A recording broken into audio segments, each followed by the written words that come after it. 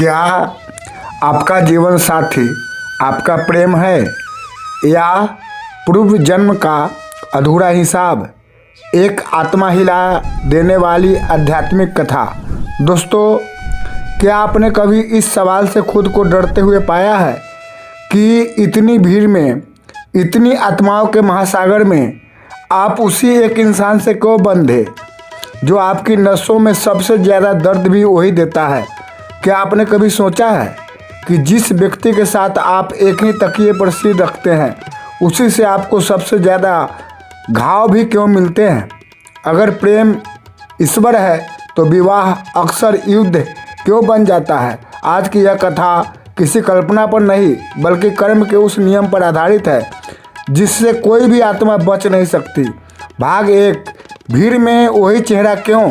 दुनिया में अरबों लोग हैं, फिर भी आपकी आत्मा उसी एक चेहरे से क्यों उलझती है?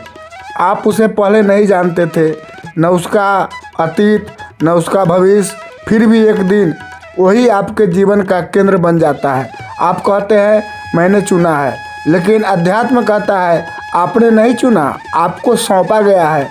जैसे कोई पुरानी फाइल जिस पर धूल जम चुकी थी और अचानक वह फाइल आपके सामने खोल दी गई। भाग 2, जब आत्मा जन्म लेती है, जब शरीर जन्म लेता है तो लोग मिठाई बांटते हैं, लेकिन आत्मा वह उस समय रोती है। क्यों? क्योंकि वह जानती है कि उसे फिर से अपने पुराने अधूरे काम निपटाने हैं।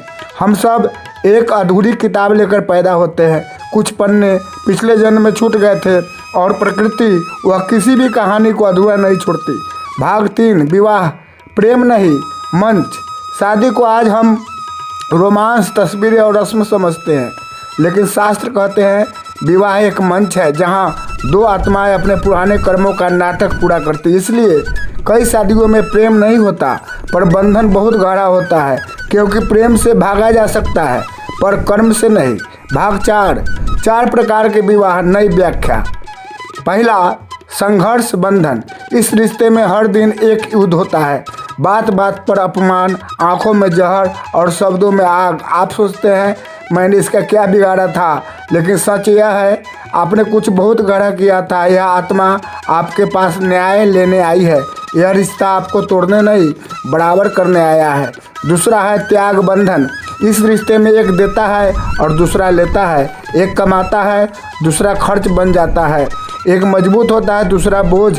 यह प्रेम नहीं, भुगतान योजना है। और जिस दिन अंतिम हिसाब पूरा होता है या तो रिश्ता बदल जाता है या खत्म हो जाता है। मौन बंधन, न लड़ाई न प्रेम, बस साथ। जैसे दो सहयात्री एक ही डिब्बे में। यह तब होता है जब आत्माओं के बीच बस औपचारिकता बाकी हो।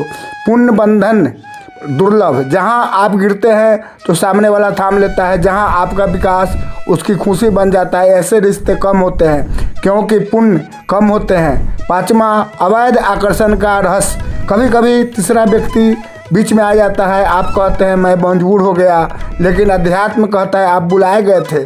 वह आत्मा जिससे आपका अधूरा रिश्ता था वह अपना हिस्सा मांगने आई। लेकिन चेतावनी यही है, अगर आपने उस आकर्षण को प्रेम समझ लिया तो आप एक नया जाल बुन रहे हैं। भाग 6, जिनकी शादी नहीं होती। जो लोग कहते हैं मेरी शादी क्यों नहीं हो रही, शायद उनकी आत्मा अब बंधन नहीं चाहती। कुछ आत्माएं मुक्ति के करीब होती है। शादी का न होना कभी कभी ईश्वर की दया होती है। 7, भागना नहीं जागना। कर्म से भागा नहीं जा सकता, लेकिन उसे समझकर हल्का किया जा सकता है। जब आप दर्द को सजा नहीं सबक समझ लेते हैं तो चक्र टूटने लगता है। 8, क्षमा।